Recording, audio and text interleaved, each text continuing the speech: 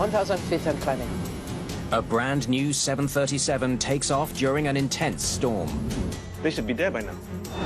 And then mysteriously falls from the sky over West Africa. Those who operate these type of aircraft, they have the same question: what happened? What happened in Cameroon? Investigators scour the crash site for clues. The ground over there. This was the toughest accident scene I've been on in my career. But look at this. When the investigators review the flight data, We're crashing! they discover there was an inexplicable fight for control in the cockpit. Left! Left! Left correction! Who flies like that?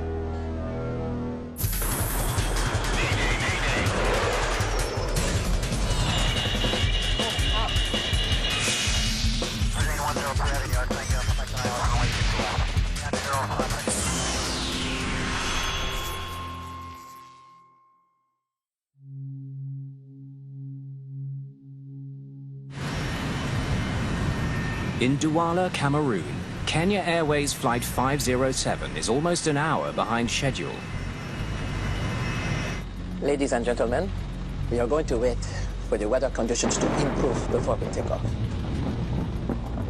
A severe storm must pass before the pilots can depart. There are 108 impatient passengers on board. Many need to catch connecting flights. Flight 507 began in Abidjan earlier in the day. It's now bound for Nairobi, Kenya. 507 was a very common flight for Kenya Airways. Particularly last decade, the amount of traffic from East Africa to West Africa has really increased, partially because there's much more business going on. The Boeing 737NG, recently acquired by Kenya Airways, is the newest generation of twin-engine commercial jets. This was a new era of aviation in Africa where airlines, and particularly the bigger ones, invest in brand new aircraft.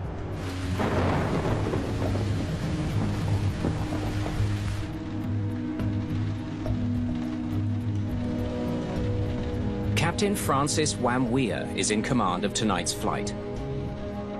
He's an experienced pilot with more than 8,000 hours in the cockpit.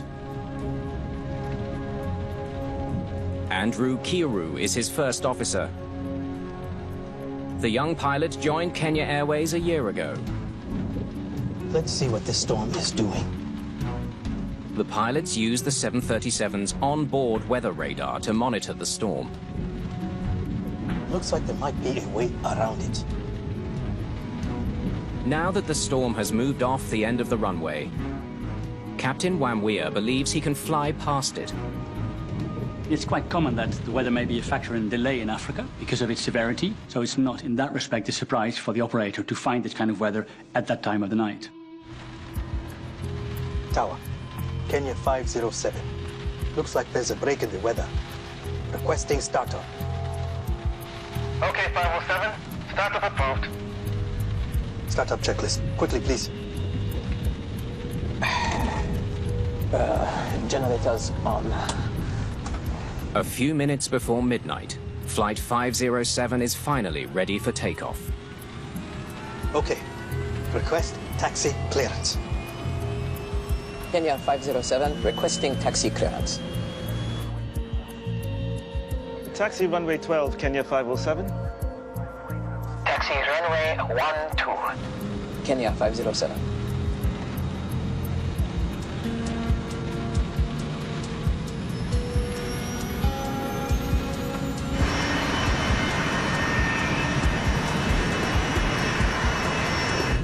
Put on the wipers. Right is clear. The crew taxis to the runway. There's one flight ahead of them, Royal Air Maroc Flight 287. Royal Air Maroc 287, in position. Runway 12, latest weather, please. Visibility 800 meters. Wind calm. Rain, moderate thunderstorms. All right. 287, clear for takeoff. The Royal Air Maroc flight departs without incident.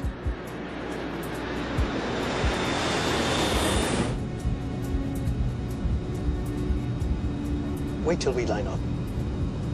Okay. Usually, things happen quickly, though. Okay. Try to keep up.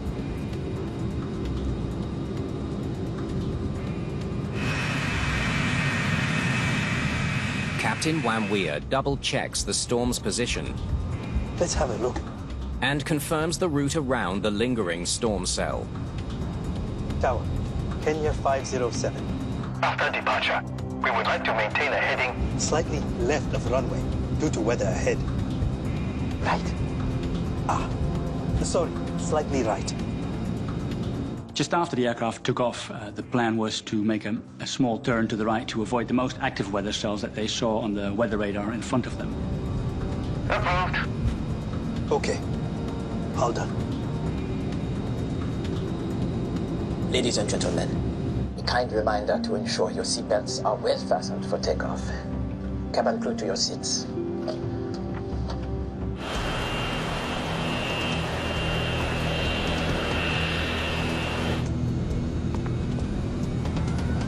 Okay. Takeoff thrust is set. Speed building on board. Check. 80 knots. Check. V1. Rotate. Just after midnight, Kenya Airways Flight 507 finally departs for Nairobi. Gear up. Okay.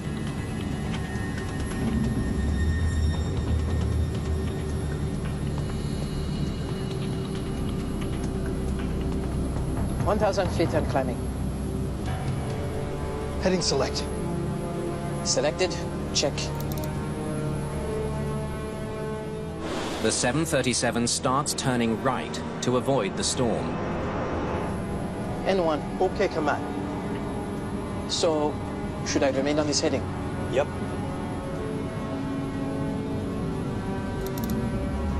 (2,400 feet and climbing). Now we're getting into it.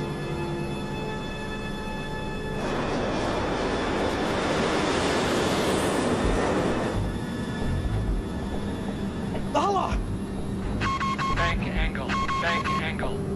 Suddenly, the 737 rolls dangerously to the right. Allah! Bank angle. Bank The captain fights to level the plane, Bank angle. Bank angle. but it continues banking further and further right.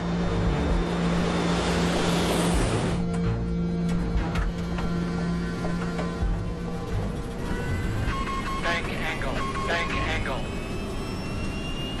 Despite the pilot's efforts, they keep rolling.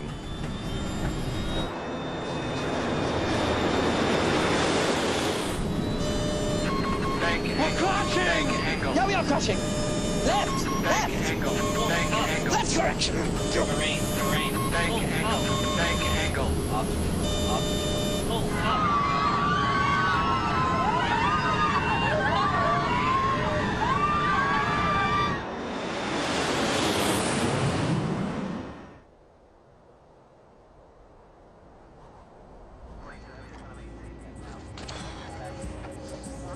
5 hours later, the controller in Douala is ending his shift.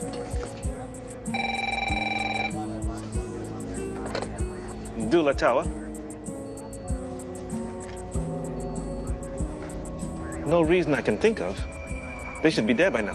Kenya Airways Flight 507 should have landed in Nairobi 45 minutes ago, but the plane has still not arrived.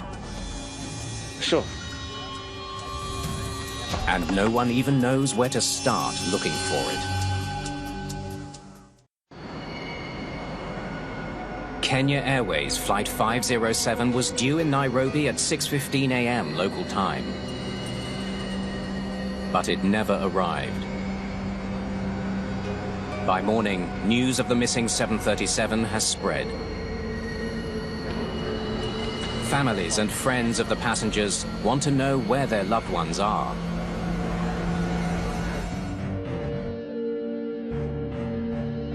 Engelbert Zawa Etundi worked for Cameroon's Civil Aviation Authority. When I first heard that an aircraft was missing, I immediately thought we were going to have a catastrophe on our hands.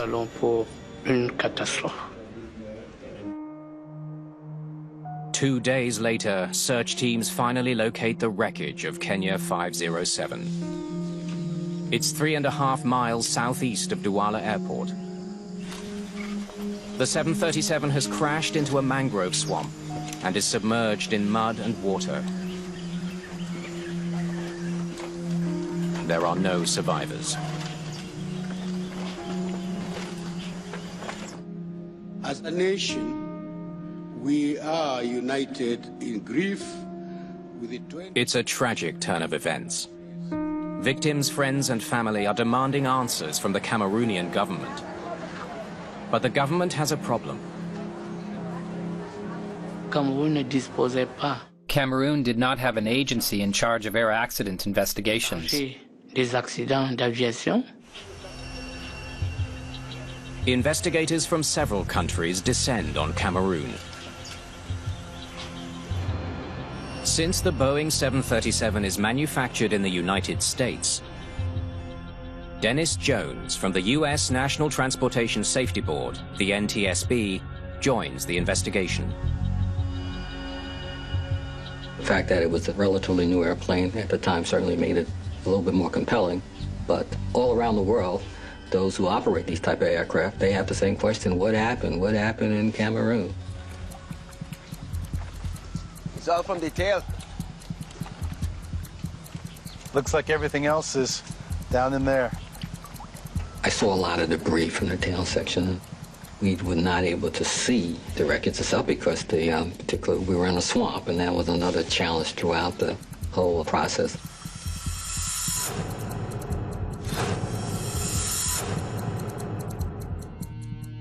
A technical advisor for Boeing, Mark Smith, also joins the team of investigators.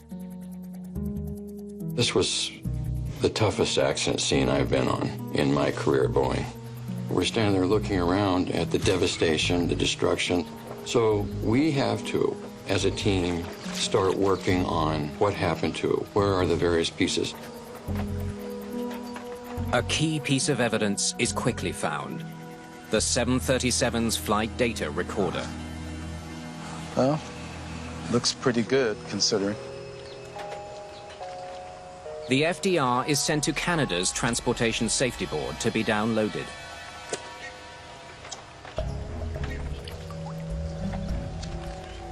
While searchers continue looking for the cockpit voice recorder, investigators try to determine what caused the plane to crash so soon after takeoff. The airport is only 3.5 miles away. They can't have been in the air more than 2 minutes. We really didn't have a clue. You're looking for explanations. We were able to start doing a lot of on-scene examination, documentation, and trying to get an idea how it impacted the ground. The layout of the wreckage tells investigators how the plane was flying on impact. Completely obliterated. So I haven't found the most of it. Looks like it came in hard and fast. When you have a high-speed impact like that at a nose-down attitude, you usually get extensive fragmentation of aircraft. Well, actually, what we're trying to do is estimate, if we can, an angle and maybe even a speed of impact to try and get a feel for what happened, because once again, we don't yet have the FDR data. How deep does this go? More than 15 feet. Well, definitely hit nose first. And hard. So, was there some kind of loss of control that took place? That was what was kind of foremost on my mind. While they wait for the flight data, investigators turn to the controller on duty that night to help fill in some blanks. What can you tell me about that night? The first thing is that they delayed their takeoff. Really? How come? there was a storm coming in from the east.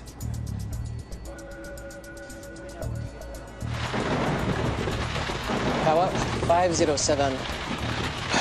We are going to wait for the storm to pass. Canceling startup. Roger 507, canceling startup. The storm could last all night, but visibility should improve. The airplane was on the tarmac, loaded, ready to go, waiting for the weather to clear, and then they would take off. But 20 minutes later, they decide to take off. Why? It cleared a bit, and they were going to try to get around it.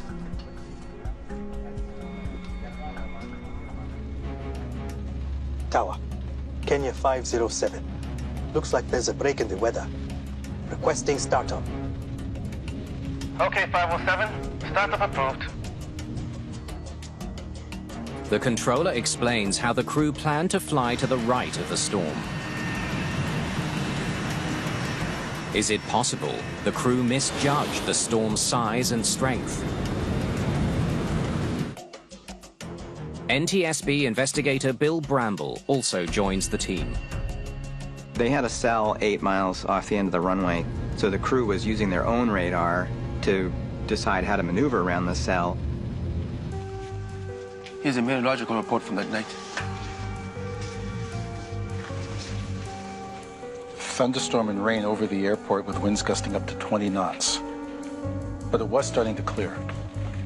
Investigators wonder if the wind and rain were still severe enough to bring down a 737. He asked permission from the controller to go around the storm. To the right. Maybe the storm was worse than he thought. There was a weather delay for several flights. KQ-507 was one of 4 flights that were delayed on the ground for about an hour.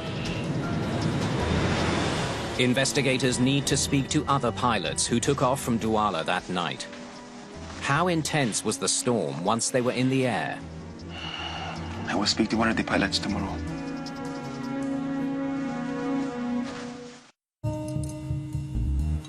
Investigators interview a pilot who departed immediately after Kenya Airways Flight 507. They need to find out if he had any difficulty avoiding the storm.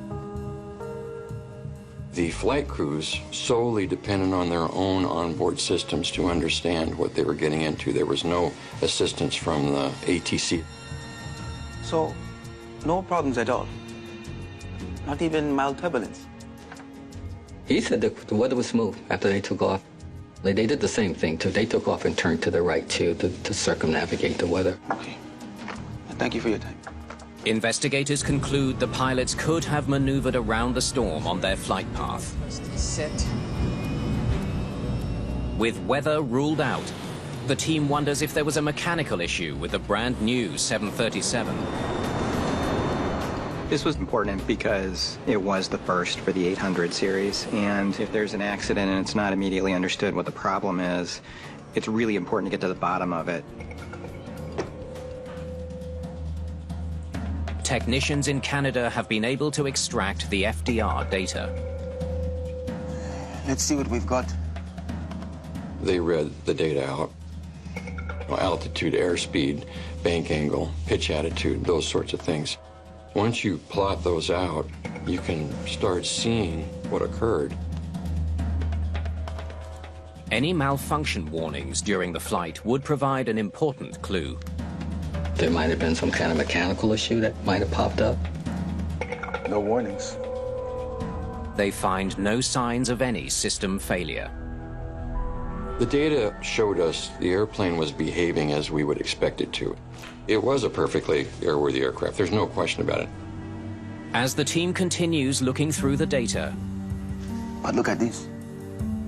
they discover that just over a minute into the flight, a different kind of alert did go off.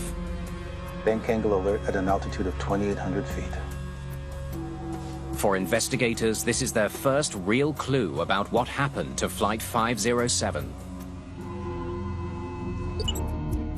Any roll exceeding 35 degrees is considered extreme.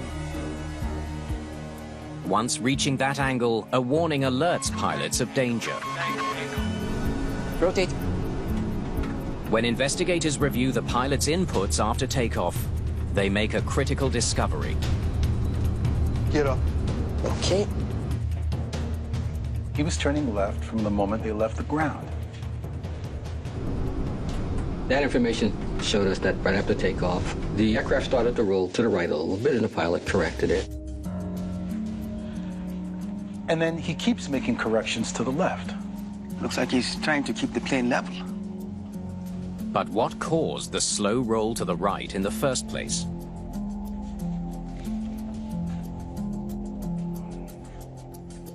Bingo. It's the way the flaps are rigged. Give it a slight right roll. The aircraft had a tendency to roll to the right. The flaps increase a plane's lift at slower speeds. On this particular airplane, the left flap provided slightly more lift than the right one. It's similar to driving down the freeway in your car and just letting go of the wheel. If I was to do that, then it'll start to drift off one way or another. That's the way the airplane was slowly and naturally banking it. This discovery explains why the captain kept his control column turned to the left immediately after takeoff. Well, that's weird. But it doesn't explain an even more puzzling element of the flight data. Look at this. The captain's control wheel input seemed to stop. It's like he just let go of it. 6 degrees right, he does nothing. 11 degrees, 15 degrees, 20 degrees, 30 degrees, and still nothing. As the plane's bank angle approached 35 degrees, neither pilot took action to stop the increasingly dangerous roll. Bank angle, bank angle. Until the bank angle warning sounded. Bank angle. And then he does this. Right, left, right again, left again. In the last moments of the flight, we noticed an erratic movement of the control column that didn't make any sense.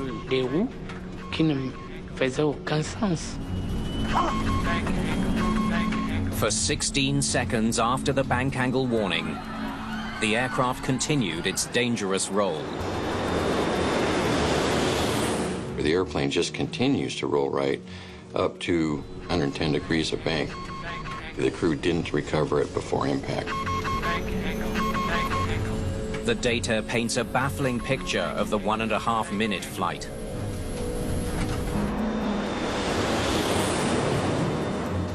Who flies like that?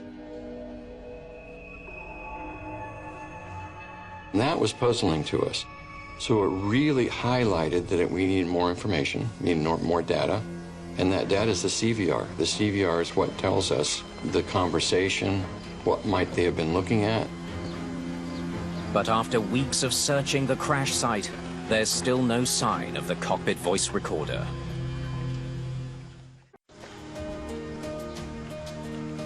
It's been more than a month since the crash of Kenya Airways Flight 507. And the cockpit voice recorder has still not been found. Over there. We spent days scouring the site, up track, down track, everywhere, looking for the CVR, trying to find it. The team now uses a tracking device to scan the swamp for a signal from the box.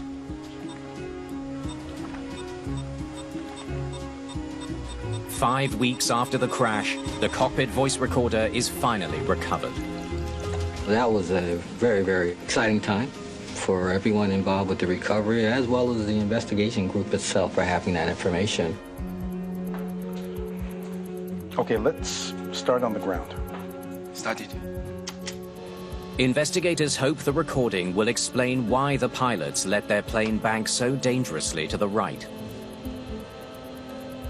Tower, Kenya 507. Looks like there's a break in the weather. Requesting startup. Okay, 507. Startup approved. Okay. Request taxi clearance. They hope the recording will also explain how they ended up spiraling into a swamp. 1,000 feet and climbing. Heading select. Okay, this is where he stops making any inputs. Selected. Check. N1. Okay, command. That's the call to activate the autopilot.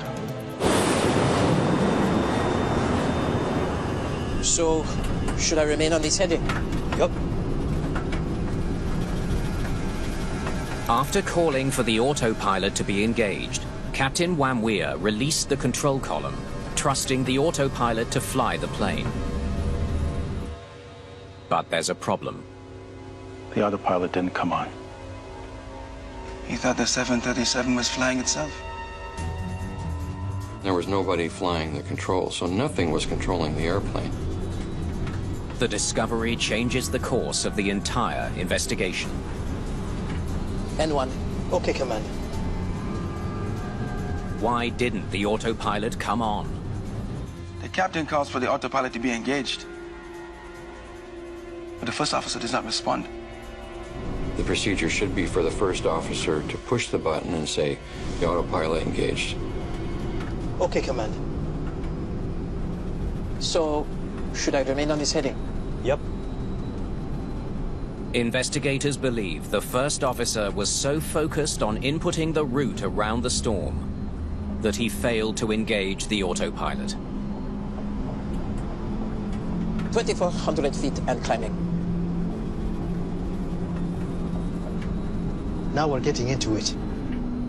Meanwhile, the captain assumed the autopilot was engaged and controlling the pre-selected right turn.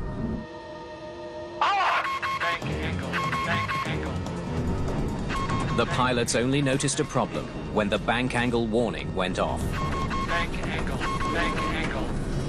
It's pretty clear the captain expected the autopilot to be engaged, and it didn't get engaged. And then neither crew member picked up the fact that it wasn't engaged. We're crashing! Yeah, we are crashing!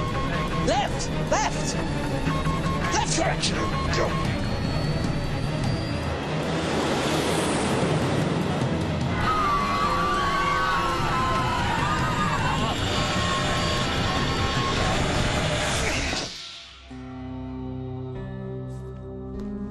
Why did neither crew member take the critical step of engaging the autopilot? Standard operating procedures provide a safety net for crews, but if crews don't adhere to the standard operating procedures, they lose that protection. They comb through Kenya Airways procedures to see who has responsibility for activating the autopilot. Anything? Yeah, from what I can tell, it's not really clear who is supposed to do it. All it specifies is turn on when above minimum altitude for engagement. It's not very helpful. It wasn't really clear in the standard operating procedures of when the autopilot does come on, who's responsible for doing that and what the response should be to that. Bank angle, bank angle. Recovering from a 35-degree bank is not a complicated procedure.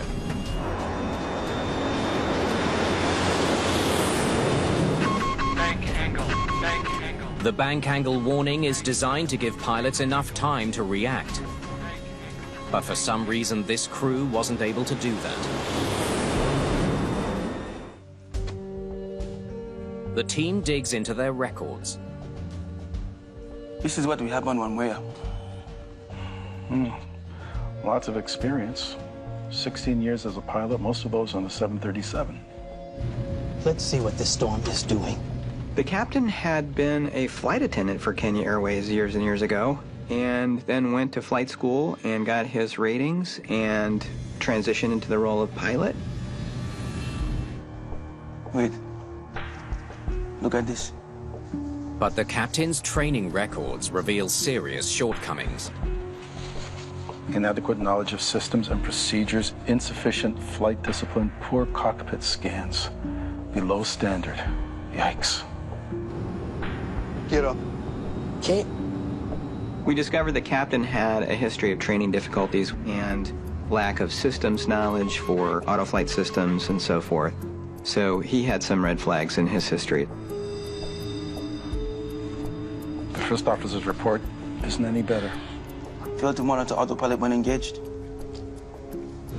V1. Rotate. The first officer was young and fairly inexperienced. He only had a little over 800 hours of flight time, and he had some training feedback that involved things like you need to be more proactive about calling out deviations and so forth. Not an A-level crew.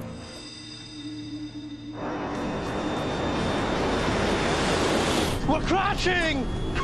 Left correction! Angle. Did a lack of skills in the cockpit doom the 108 passengers on board the flight?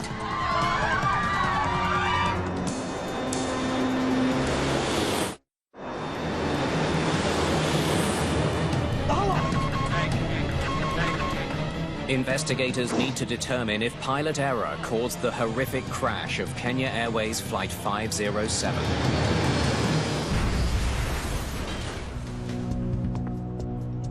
Okay, Allah. He's definitely surprised. Then 22 degrees to the right, 20 left, 45 right, then 11 to the left. That's not helping.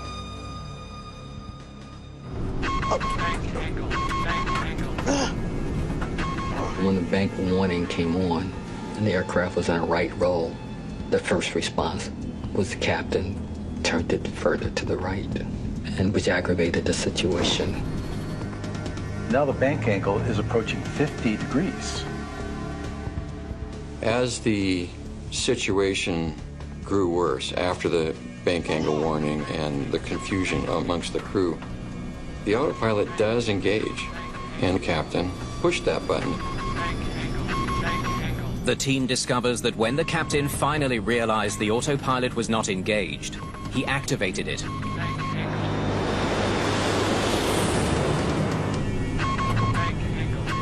But when it didn't immediately level the plane, the captain turned the control column erratically, an action which overrode the autopilot.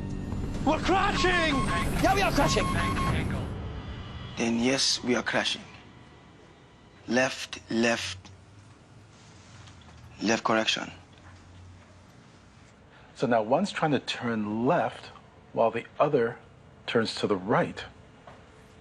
They're fighting each other's inputs. Left! Left! Left correction! Bank angle. Bank angle.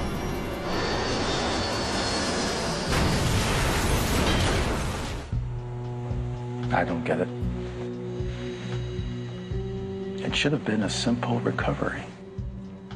The back and forth was trying to do corrective actions, but it didn't seem like it was correcting anything. He's already banked over to the right, 34 or 35 degrees. Why would he roll further? Well, that's the question we have to answer right there. Investigators use a Boeing simulator to recreate the final stages of the flight.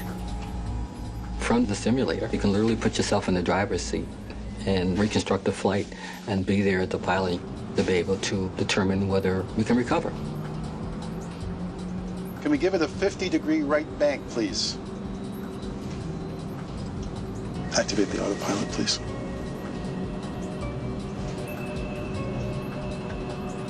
Exactly what it's supposed to do. The roll is slowing.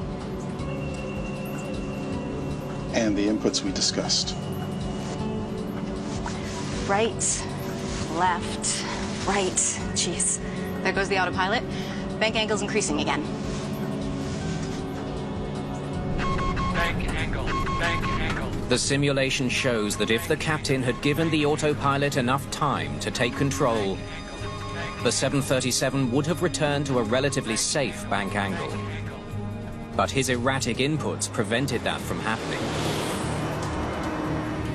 If only he'd done nothing. It was determined that recovery was still an option just a few seconds before impact, really. Investigators are puzzled. Why wasn't the experienced captain able to execute such a straightforward recovery? Was there something here that we were missing in the investigation that may have confused the crew? So we started looking harder at the possibility of spatial disorientation. From the simulator? Yeah. Just darkness outside. No reference at all.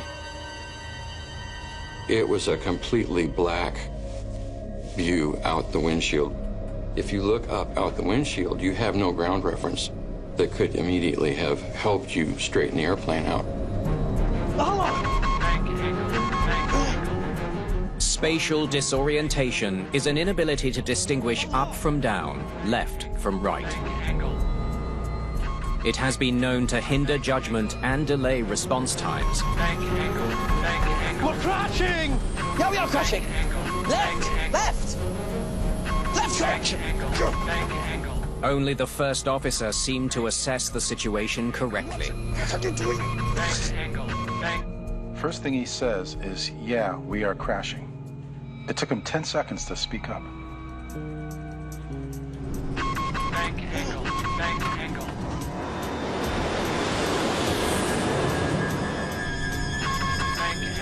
When the bank angle alert went off, there wasn't much discussion about what was happening until the captain said, "We're crashing." Yeah, we are crashing! And the first officer didn't say anything until he said that. Left direction! The team listens to the recording of the first leg of the flight from Abidjan to Douala. They are looking for clues as to why the first officer remained silent. Let's hear it. What is wrong with you? What they hear shocks them. When investigators listen to the cockpit voice recording of the first leg of Kenya Airways Flight 507, Sorry, did you say an altitude of 14,000 feet? Yes. Don't be so stupid. Write it down if you can't remember. Wow. they're stunned by how the captain treated his first officer. It was pretty bad. The captain was sort of browbeating the first officer. There were words like stupid, shut up, stuff like that you wouldn't expect to hear in a professional crew environment. What is wrong with you? Did you not hear the instruction? Heading 230. Understand? The first officer seemed to kind of shut down. Heading 230. Understand? He was, at a certain point, sort of reduced to responding with these sort of monosyllabic grunts. Investigators suspect this might explain why the first officer took so long to speak up.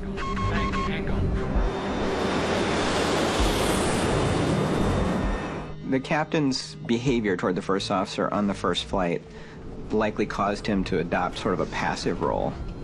You need both pilots actively engaged in checking each other and catching errors, and if one pilot adopts a passive role, they're going to be less effective.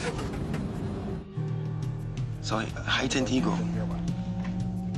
Captain Wamwia's treatment of his first officer leads investigators to examine his professional history more closely. Can you tell me more information?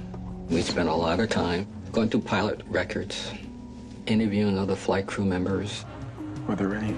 Yes. They quickly learned that the captain's shortcomings were not limited to his flying abilities. He had a lot of concerning things in his training files about being overbearing, being authoritarian in terms of how he dealt with other crew members. So, we have a young, reserved first officer and an overbearing captain. This accident is kind of a throwback to those early days where we were focused on the issues of overly assertive, authoritarian, overbearing captains and submissive, inadequately assertive junior first officers. A lethal combination. Investigators conclude the bad pairing in this flight crew set in motion a sequence of events that led to the crash. As an investigator, all of these accidents I've worked, it's very clear there is never a single cause. It's always a chain of events. So, should I remain on this heading? Yup. A deadly combination of poor pilot performance and spatial disorientation contributed to the accident. All the risk factors were present. There was distraction, there was reduced outside visibility, and there was confusion. But in the end, investigators conclude that one major mistake triggered the entire tragedy. N1. Okay, Commander. So, should I remain on this heading? Yep.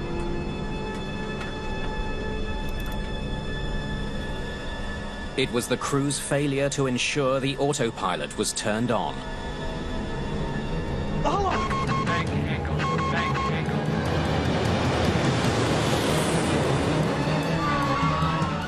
That ultimately led to the death of 114 people. We're crashing!